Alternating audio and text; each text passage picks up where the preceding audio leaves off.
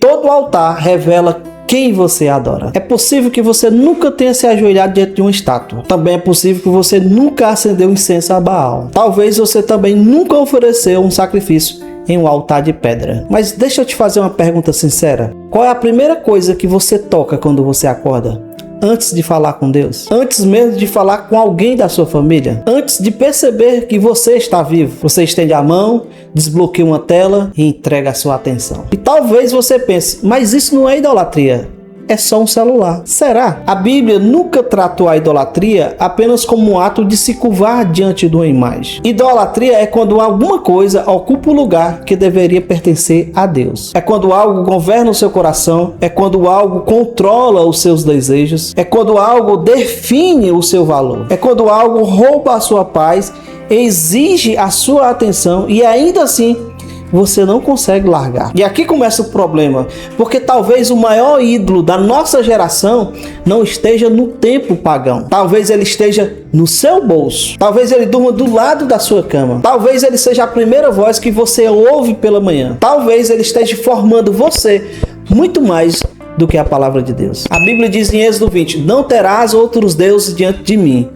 Nós lemos esse texto e pensamos nos povos antigos, pensamos nas imagens de ouro, pensamos nos altares, pensamos nos sacrifícios. Mas será que Deus está preocupado apenas com as esculturas? Ou Deus está revelando algo muito mais profundo sobre o coração humano? João Calvino já dizia que o coração humano é uma fábrica de ídolos. Ou seja, quando o homem abandona Deus, ele não fica sem adorar. Ele apenas troca o objeto da adoração. O ser humano sempre vai se curvar diante de alguma coisa. Se não for diante do Deus verdadeiro, será diante do dinheiro. Se não for diante da palavra de Deus, será diante da aprovação. Se não for diante da eternidade, será diante do prazer imediato. Se não for diante de Cristo, será diante de si mesmo. E hoje, uma das maiores ferramentas dessa nova idolatria é a tela. Não porque o celular seja mal em si mesmo, não porque a tecnologia seja pecado, mas porque aquilo que deveria ser ferramenta passou a ser Senhor. Aquilo que deveria servir você passou a comandar você. Aquilo que deveria facilitar a sua vida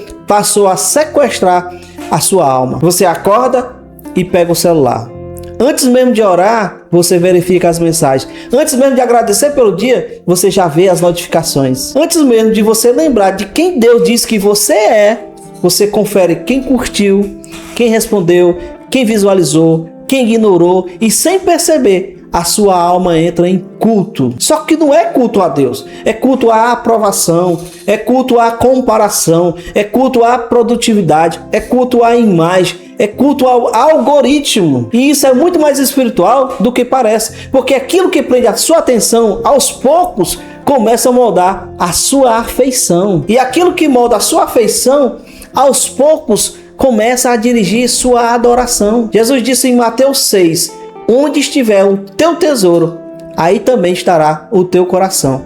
Presta atenção, Jesus não disse apenas que onde está o seu coração, aí estará o seu tesouro. Ele disse também o contrário. Onde você deposita o seu tesouro, seu coração vai atrás. E hoje, um dos maiores tesouros que nós temos é a atenção. A sua atenção é uma moeda espiritual. É com ela que você alimenta os pensamentos. É com ela que você fortalece os desejos. É com ela que você constrói medos. É com ela que você adora. Por isso, não é exagero dizer que existe uma batalha pela sua atenção. E quem vence essa batalha influencia a sua alma. O feed não é neutro. O algoritmo não é neutro. As notificações não são neutras. Elas foram desenhadas para capturar você, para fazer você voltar, para fazer você rolar mais um pouco, para fazer você sentir que está perdendo algo e aos poucos você entra numa liturgia. Sim, uma liturgia, porque liturgia é uma sequência de práticas que forma o coração. Na igreja você canta, você ora, você ouve a palavra, você confessa, você entrega, você se rende, e nas redes sociais você desbloqueia, você rola, você compara, você deseja, você reage, você consome, você se angustia. e volta de novo. Isso também forma você, por isso é uma liturgia. Forma um coração inquieto, forma uma mente ansiosa, forma uma alma viciada em estímulos, forma uma identidade dependendo de validação. E aqui está uma das maiores mentiras da nossa geração, porque nós pensamos que estamos apenas nos distraindo, mas muitas vezes nós estamos sendo discipulados. Quem está discipulando você? Cristo ou o algoritmo? A palavra ou o feed? O Espírito Santo ou a opinião pública? A verdade ou a tendência do momento? Paulo diz em Romanos 12: não vos conformeis com este mundo, mas transformai-vos pela renovação da vossa mente. Observe, o campo de batalha é a mente. Se a sua mente está sendo alimentada o dia inteiro por comparação, por medo, vaidade, sensualidade, fofoca, consumo, raiva, ansiedade, como você espera colher paz? Tem gente pedindo paz a Deus, mas oferecendo a mente ao caos todos os dias. Tem gente dizendo: fala comigo, Senhor, mas não consegue ficar 5 minutos em silêncio sem checar o celular. Tem gente dizendo: eu quero ouvir Deus, mas passa horas ouvindo vozes que deformam a sua identidade. E depois se pergunta: por que está tão cansado? Talvez o cansaço não seja apenas físico, talvez seja litúrgico. Você está cansado porque a sua alma está participando de culto demais. Culto à produtividade, culto à aparência, culto ao corpo perfeito, culto à vida perfeita, culto à vida perfeita dos outros, culto ao dinheiro, culto à performance, culto à própria imagem. E todo ídolo cobra sacrifícios. Os ídolos antigos cobravam sangue. Os ídolos modernos cobram paz, eles cobram tempo, cobram presença, cobram saúde emocional, cobram casamento, cobram comunhão com Deus, cobram a capacidade de ficar sozinho sem se desesperar, cobram a capacidade de descansar sem culpa, cobram a capacidade de viver sem precisar provar nada para ninguém. E talvez você não tenha percebido, mas muita coisa já foi sacrificada nesse altar. Quantas conversas você perdeu porque estava olhando para a tela? Quantos momentos com seus filhos passaram enquanto sua mente estava em outro lugar? Quantas refeições viraram cenário? Quantas viagens viraram conteúdo? Quantas bênçãos você deixou de saborear porque estava preocupado em mostrar para os outros? Isso é profundo, porque a vida moderna ensinou a gente a transformar tudo em vitrine. Você não apenas vive, você registra, você edita, você publica, você espera reação, você confere engajamento, e se ninguém reage, parece que aquilo perdeu valor. Mas deixa eu te dizer uma coisa: aquilo que Deus te deu não se torna mais santo porque alguém curtiu. Sua família não precisa de plateia para ser uma bênção. A sua mesa não precisa de postagem para ter significado. O seu momento com Deus não precisa ser exibido para ser real. A sua dor não precisa virar conteúdo para ser levada a sério. O seu valor não aumenta quando alguém te valida e não diminui quando alguém te ignora. Mas a idolatria digital faz exatamente isso. Ela pega a sua identidade, que deveria estar escondida em Cristo, e coloca nas mãos de pessoas distraídas. Gente que nem sabe quem você é, passa a definir como você se sente. O número sobe, você se anima. O número cai, você se frustra. Alguém comenta, você se sente visto. Alguém ignora, você se sente rejeitado. Percebe o perigo? A graça foi substituída pela métrica.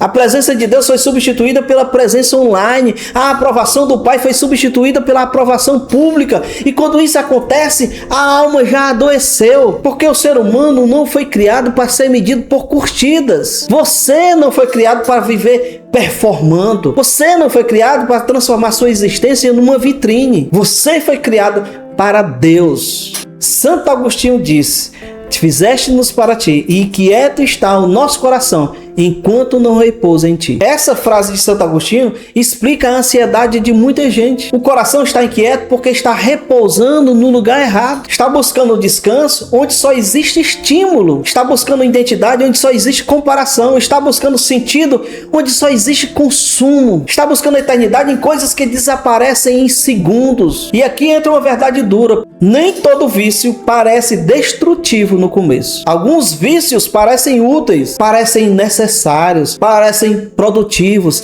parecem até espirituais. Você diz: eu estou só vendo uma mensagem, eu estou só me atualizando, eu estou só trabalhando, eu estou só divulgando o meu conteúdo, eu estou só descansando um pouquinho. Mas quando percebe, passaram-se 40 minutos, depois 1 hora, depois 2 horas, e a sua alma está mais vazia do que antes. Está mais ansiosa, está mais irritada, está mais comparativa, está mais distante de Deus. Jesus disse: ninguém pode servir a 2 senhores. E esta frase não se aplica apenas a Deus e ao dinheiro. Ela revela um princípio espiritual. O coração humano não consegue ter 2 tronos. Ou Deus governa, ou outra coisa governa. Talvez o problema não seja possuir um celular. O problema é quando o celular possui você. O problema não é usar as redes sociais. O problema é quando as redes sociais começam a usar suas feridas.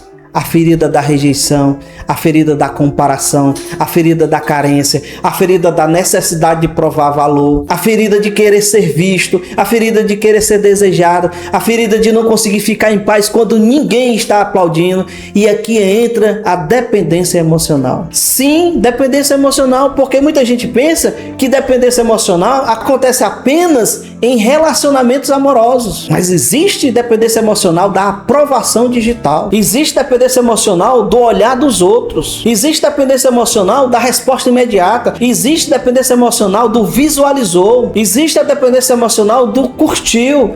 Existe a dependência emocional da sensação de estar sendo lembrado. E quando isso entra no coração, a pessoa não vive mais diante de Deus. Ela vive diante de uma plateia. E viver diante de uma plateia é uma prisão. Jesus confrontou isso em Mateus 6. Ele falou dos que oravam para serem vistos, dos que jejuavam para serem vistos, dos que davam esmolas para serem vistos. Ou seja, até coisas espirituais podem ser contaminadas pela necessidade de aprovação. Agora imagine o que acontece com a geração inteira treinada para ser vista o tempo todo. A pergunta não é apenas quanto tempo você passa no celular. A pergunta é: o que o celular está fazendo com o seu coração? Ele está aumentando a sua paz ou a sua ansiedade? Ele está fortalecendo a sua comunhão com Deus ou enfraquecendo o seu silêncio? Ele está aproximando você da sua família ou roubando a sua presença dela? Ele está servindo a sua missão ou alimentando a sua vaidade? Ele é uma ferramenta ou um altar? Essa é a pergunta,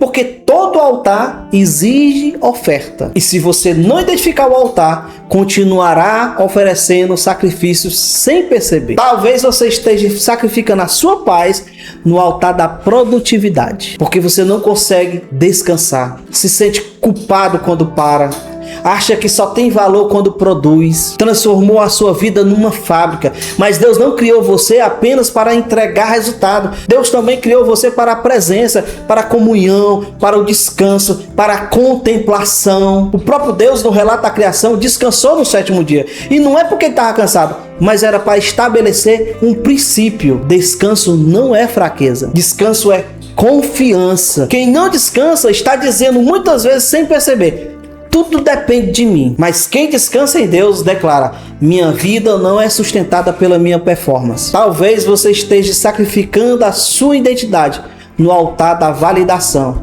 porque acha que precisa ser visto, porque precisa ser reconhecido, porque precisa que alguém diga que você é importante. Mas em Cristo você não precisa mendigar valor. Você já foi chamado de filho, de filha. E filhos não precisam fazer espetáculos para serem amados pelo Pai. Talvez você esteja sacrificando a sua mente no altar do excesso de informação. Você sabe de tudo, sabe da última polêmica, sabe da última notícia, sabe da última briga, sabe da última tendência, mas não sabe mais ouvir a própria alma, não sabe mais discernir a voz de Deus, não sabe mais ficar em silêncio. E uma mente sem silêncio, ela perde a profundidade. Talvez você esteja sacrificando a sua fé no altar da distração, não porque você abandonou Deus declaradamente, mas porque Deus foi sendo empurrado para os cantos do dia. Primeiro, você não ora mais ao acordar, depois não lê a palavra, depois não medita, depois não se examina, depois não sente mais falta. E quando a ausência de Deus deixa de incomodar,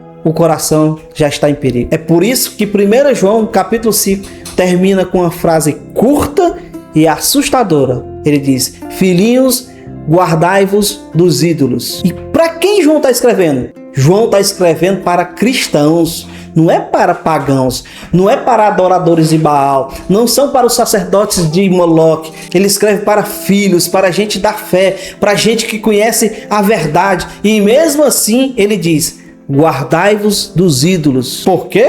Porque o coração crente também pode fabricar ídolos. Ídolos religiosos, ídolos emocionais, ídolos digitais, ídolos de imagem, ídolos de controle, ídolos de aceitação, ídolos de sucesso. E o ídolo mais perigoso nem sempre é aquele que você chama de Deus. Às vezes é aquele que você chama de necessidade. Do tipo, eu preciso ver, eu preciso responder, eu preciso postar isso, eu preciso saber, eu preciso ser visto, eu preciso produzir, eu preciso estar presente. Mas será que precisa mesmo? Ou será que você está sendo governado?